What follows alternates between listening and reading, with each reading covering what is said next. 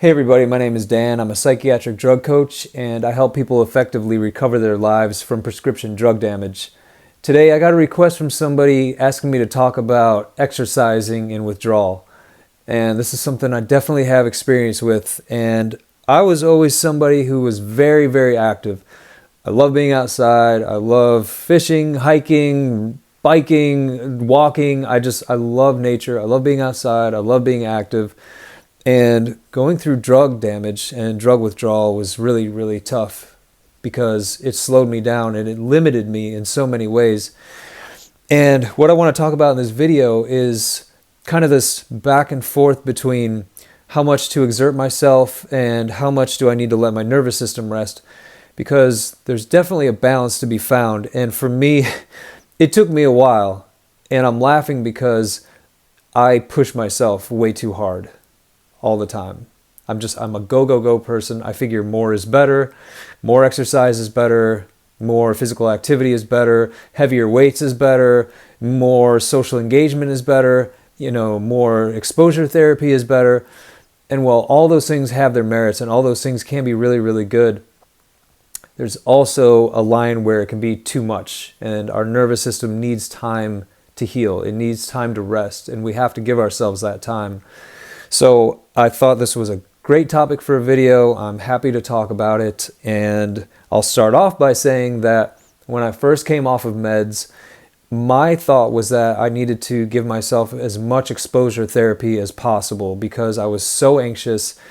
I was so socially awkward and I was so just uncomfortable in my skin that I thought what I needed to do was put myself in as many uncomfortable situations as possible, therefore giving myself the best chance to heal. And there's something to be said for that. There's definitely something to be said about exposure therapy. However, I think the way that I went about it was not necessarily the best. And I know I've said this in other videos, but I think it bears repeating that my exposure therapy was going to Disney World with my 4-year-old and my wife. And you talk about like exposure therapy, crowds, noise, sights, sounds, smells. It was like nervous system overload all the time. And that was not necessarily the right thing to do. I don't think that was very good for my nervous system. It definitely set me off a lot. And I noticed that in the days following, I would need more rest and I would need more quiet time and I would need more time without sensory stimulation. So exercising was also something that I started to pick up right away because I was so unhealthy. I lost, I don't know, I think it was between 20 and 25 pounds, which for me is really significant because I'm on the thinner side anyway. I lost a lot of muscle. I could not put muscle on to save my life because I just think my nervous system wasn't ready to do that yet. My nervous system was just still healing. It wasn't ready to put on muscle. And I couldn't eat nutritionally what I needed to, the amount of calories to actually put on and sustain muscle. So it was tough. And I talked about this, I think, in one of my last videos, that I had a lot of just the way I felt about my appearance and how I looked with having benzo belly and having lost so much muscle and so much weight, is I felt horrible about myself. So another reason for going to the gym was to try to build myself back up and hopefully, try to give myself some more confidence and some more self-esteem. And that took time. But what I discovered going and working out in the gym was a lot of times I would feel better afterwards in a lot of ways because I was trying to kickstart my endorphins and dopamine and my serotonin. And so sometimes those chemicals I think would get activated while working out in the gym. And I would definitely come away with feeling better afterwards for a while. But what I didn't do correctly was I didn't give myself enough time to really start to push myself. Meaning I didn't allow myself enough time to heal before I really started to go full force in the gym. And I wanted to, put on muscle. I wanted to put on some weight so badly, so fast, that I started to push myself too hard. And I would suffer the consequences the next day because it was overtaxing my nervous system. And so I, usually the day after I pushed myself in the gym, I would feel really symptomatic. I would, my body would feel horrible. I'd be in a lot of pain. And it was just like my nervous system was just like overactive, like all my nerves were firing, and it's awful, awful feeling. And I overdid it way too much, too often. And that's not good. So what I learned over time was like, okay, Dan, you gotta stop doing this. Like, you gotta dial it back a little bit. And I started to find workouts that worked for me. And everybody's different. Some of you may be able to go full force in the gym. Some of you may not be able to do anything right now.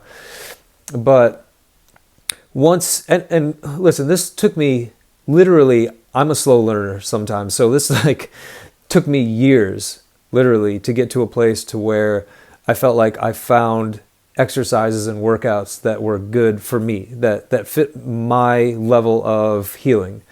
So it wasn't overdoing it anymore, and it wasn't underdoing it. It was just doing a workout that gave me the boost that I needed without overtaxing my nervous system. And that can be a real back and forth thing to learn for a lot of us, because our nervous systems just, they're so dysregulated a lot of times. They're just all over the place. So I think that working out, I think that doing some kind of exercise is really helpful. I do. Is it for everybody? I don't know, because everybody, again, is so different. I think everything has to be looked at holistically coming into recovery from psychiatric drug damage, meaning what injuries did you have before, or what health conditions did you bring with you into recovery? That has to be evaluated. What's your level of fitness while you're going through this? I mean, some people are literally bedbound for a while and can't really do anything. So that person's not going to go to the gym and start doing, some crazy weightlifting exercises. But if you're ready, you can start with light resistant bands, or going for walks, or doing whatever works for you. Again, everybody's so different. So there's not one method of recovery when it comes to exercise. Everybody is different, and everybody's going to go along a slightly different path throughout their recovery. I advocate for exercise for sure, for the appropriate amount for each individual. So as time has gone on, now that I'm years off of medication, I definitely feel like I can do pretty much anything in the gym, and I don't really suffer from it the next day.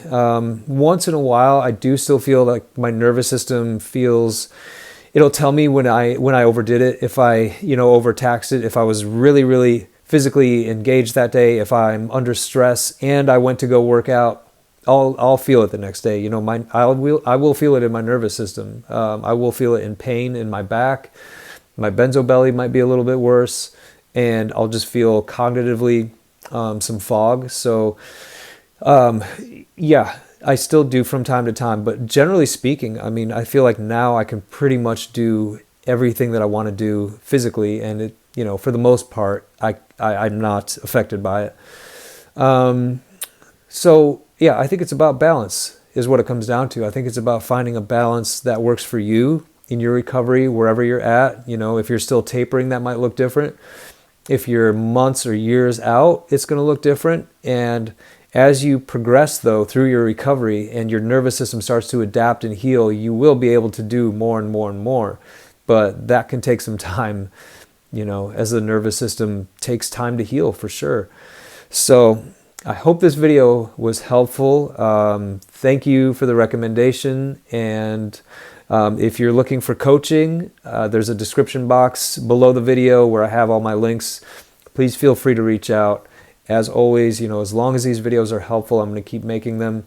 I love you guys. I'll see you in the next video.